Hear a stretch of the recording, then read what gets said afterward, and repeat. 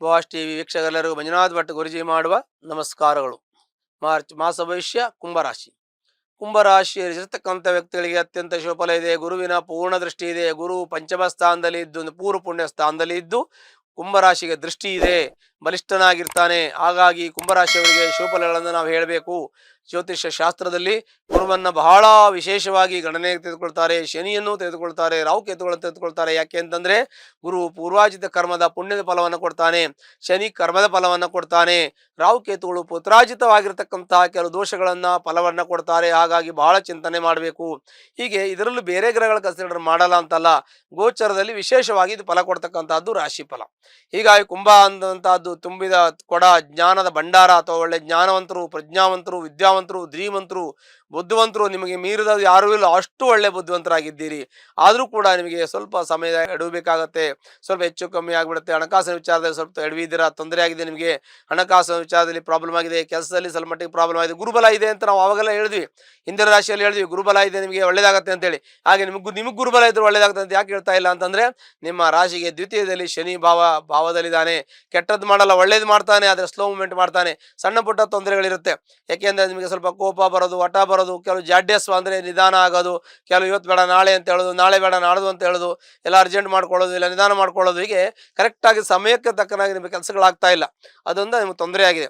ಗುರು ಅನುಗ್ರಹ ಇದೆ, ಹೋದ್ರೆ ಆಗ್ತದೆ, ಮಾಡಿದ್ರೆ ಆಗ್ತದೆ. ಆದರೆ ಕೆಲವು ಮಾಡೋಕ್ಕಾಗ್ತಾ ಇಲ್ಲ, ಕೆಲವು ಹೇಳಕ್ಕಾಗ್ತಾ ಇಲ್ಲ, ಕೆಲವು ಹೋಗೋಕ್ಕಾಗ್ತಾ ಇಲ್ಲ, ಕೆಲವು ಬರೋದು ಬರ್ತಾ ಇಲ್ಲ. ದುಡ್ಡು ಕಾಸು ವಿಚಾರದಲ್ಲಿ ನೀವು ಸರಿಯಾಗಿ ಫಾಲೋಅಪ್ ಮಾಡಬೇಕು, ಅದು ಸರಿ ಹೋಗುತ್ತೆ. ಸ್ವಲ್ಪ ಫಾಲೋಅಪ್ ಮಾಡ್ತಾ ಇಲ್ಲ, ಫಾಲೋಅಪ್ ಮಾಡಬೇಕು, ಅದು ಒಳ್ಳೇದಾಗುತ್ತೆ. ಮತ್ತೆ ಇವಾಗ ಆಗತಕ್ಕಂಥವರಿಗೆ, ಮತ್ತೆ ಸಂತಾನ ಆಗ್ತಕ್ಕಂಥ ವ್ಯಕ್ತಿಗಳಿಗೆ, ಹೊಸ ಕೆಲಸ ಪ್ರಾರಂಭ ಮಾಡ್ತಕ್ಕಂಥ ವ್ಯಕ್ತಿಗಳಿಗೆ, ಪ್ರಮೋಷನ್ಗೆ ಕೇಳ್ತಕ್ಕಂಥ ವ್ಯಕ್ತಿಗಳು, ದೂರದೇಶ ಪ್ರಯಾಣ ಮಾಡ್ತಕ್ಕಂಥ ವ್ಯಕ್ತಿಗಳು, ಗುಡಿಗೋಪುರವನ್ನು ಕಟ್ಸ್ತಕ್ಕಂಥ ವ್ಯಕ್ತಿಗಳು, ಸಂಘ ಸಂಸ್ಥೆಯಲ್ಲಿ ಕೆಲಸ ಮಾಡ್ತಕ್ಕಂಥ ವ್ಯಕ್ತಿಗಳು, ಮತ್ತೆ ಕೆಲವೊಂದು ರಾಜಕೀಯದಲ್ಲಿ ಕೆಲಸ ಮಾಡ್ತಕ್ಕಂಥ ವ್ಯಕ್ತಿಗಳು, ರಾಜಕೀಯದಲ್ಲಿ ಸೇವೆ ಮಾಡ್ತಕ್ಕಂಥ ವ್ಯಕ್ತಿಗಳು, ಸಮಾಜ ಸೇವೆಯಿಂದ ಒಳ್ಳೆ ಹೆಸರು ಬರ್ತಕ್ಕಂಥದ್ದು, ನಮಗೆಲ್ಲ ಇದು ಒಳ್ಳೇದಾಗುವಂಥ ಯೋಗ. ನಾನು ಏನು ಹೇಳಿದೆ, ಇವೆಲ್ಲ ನಿಮಗೆ ಒಳ್ಳೇದಾಗತಕ್ಕಂಥ ಯೋಗ, ಪಾಸಿಟಿವ್ ಆಗಿರುತ್ತೆ. ಆ ನಂತರದಲ್ಲಿ ನಿಮಗೆ ಏನು ತೊಂದರೆ ಇದೆಯಪ್ಪ ಅಂತಂದ್ರೆ, ಹಣಕಾಸಿನ ತೊಂದರೆ ಸ್ವಲ್ಪ ಇರ್ತದೆ, ವಾಕ್ ಸಮಸ್ಯೆ ಇದೆ. ಅಂದ್ರೆ ಮಾತಾಡ್ಕೊಂಡು ಏನೋ ಒಂದು ಕಮಿಟ್ಮೆಂಟ್ ಆಗಿ ಏನೋ ಒಂದು ಹೇಳ್ತೀರಾ, ಆಗತ್ತೆ ಅಂತೀರಿ, ಆಗಲ್ಲ ಅಂತೀರಾ, ಅದರಿಂದ ನಿಮಗೆ ತೊಂದರೆ ಆಗುತ್ತೆ. ಒಂದು ಕಮಿಟ್ಮೆಂಟ್ ಇಂದ ತೊಂದರೆ ಬರುತ್ತೆ. ಯಾವುದಕ್ಕೂ ಕಮಿಟ್ಮೆಂಟ್ ಮಾಡುವಾಗ ನೀವು ಕಾನೂನಾತ್ಮಕವಾಗಿ ಮಾಡಿ, ಯಾರಿಗೂ ಪತ್ರ ಕೊಡೋದು, ಸಿಕ್ಯೂರಿಟಿ ಕೊಡೋದು, ಗ್ಯಾರಂಟಿ ಕೊಡೋದು, ಒಡವೆ ಕೊಡೋದು, ಇವೆಲ್ಲ ನಂಬಿಕೆ ಮೇಲೆ ಮಾಡಕ್ಕೆ ಹೋಗಬಾರ್ದು. ಇದೆಲ್ಲ ಕಾನೂನಾತ್ಮಕವಾಗಿ ಮಾಡಬೇಕು. ನಂಬಿಕೆ ಮೇಲೆ ಕೆಲವೊಂದಷ್ಟು ನಮಗೆ ನಂಬಿಕೆ ಮೇಲೆ ಮಾಡ್ತೀವಿ, ಎಲ್ಲ ಒಳ್ಳೇದೇ ಇರುತ್ತೆ. ನಮ್ಮ ಟೈಮ್ ಸಮಯ ಕೆಟ್ಟದ್ದು ಬಂದಾಗ ನಮಗೆ ತೊಂದರೆ ಆಗಬಹುದು. ಹಾಗಾಗಿ ಬಹಳ ಹುಷಾರಾಗಿರ್ಬೇಕು. 7 ಶನಿ ಪ್ರಭಾವ ಕೂಡ ಇದೆ, ಆದರೆ ಕೊನೆಯ ಹಂತದಲ್ಲಿದೆ ಅದು.